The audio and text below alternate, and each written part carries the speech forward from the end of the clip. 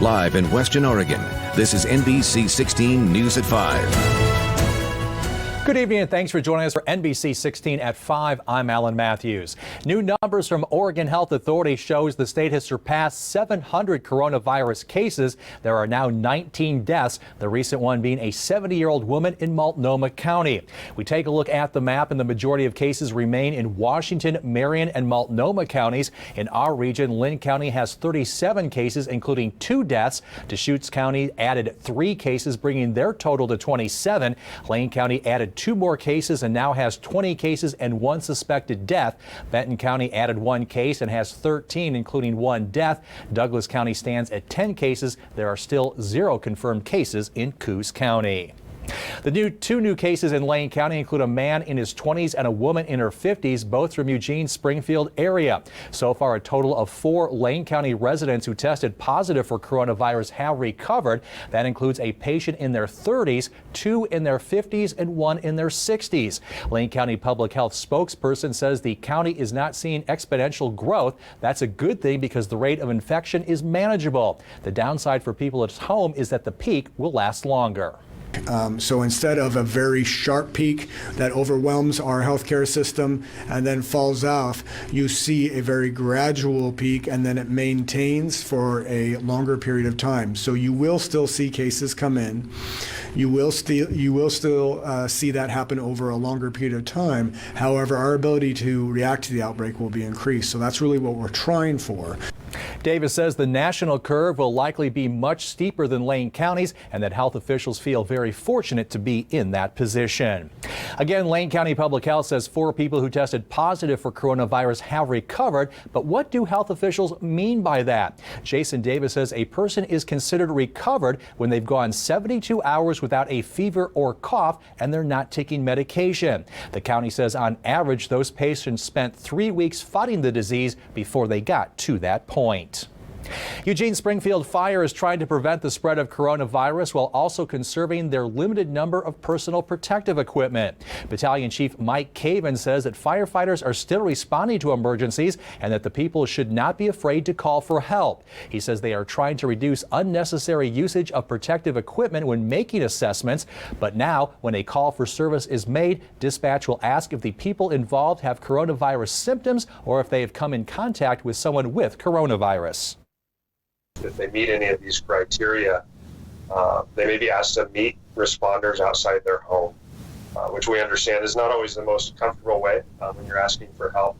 But what that's doing is removing the person from a potentially contaminated environment.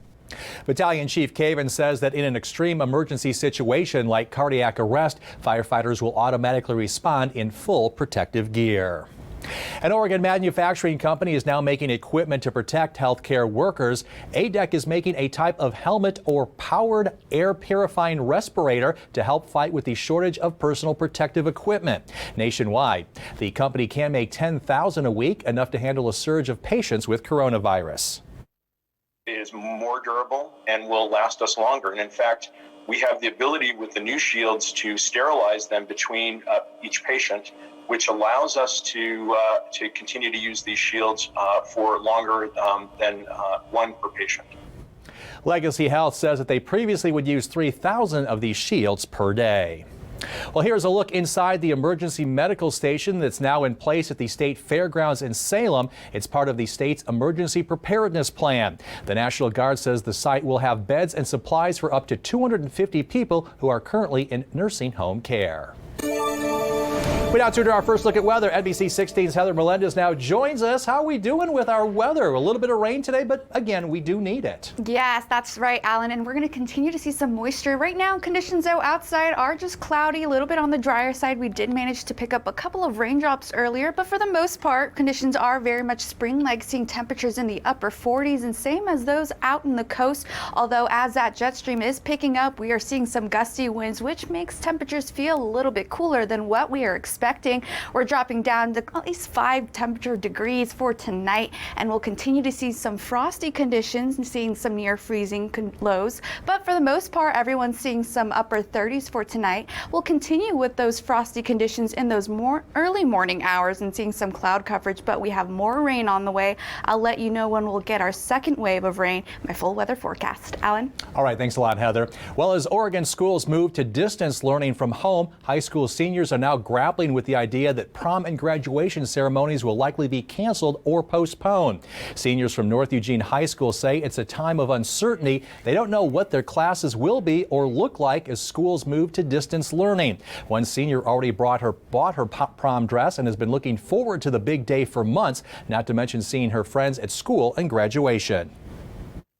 We put in all this work through all these years, and then for things to start getting canceled, things that we've looked forward to as seniors, like to finish it off with our families and with school and with everything, it's really hard to feel like that's taken away from us when it's not anything we did.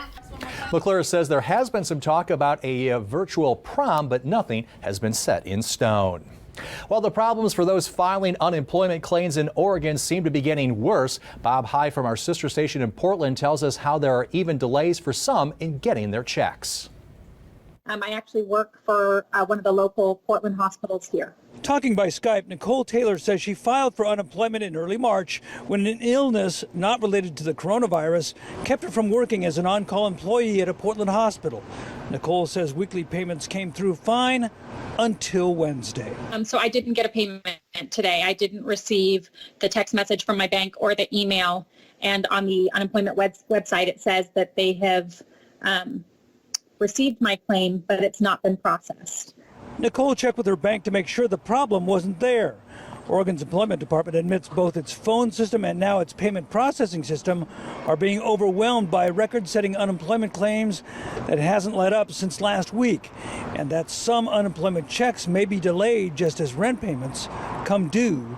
But if you have questions, you need to be able to talk to somebody over the phone. And so for me personally, I would just like to know when I can anticipate my weekly benefit.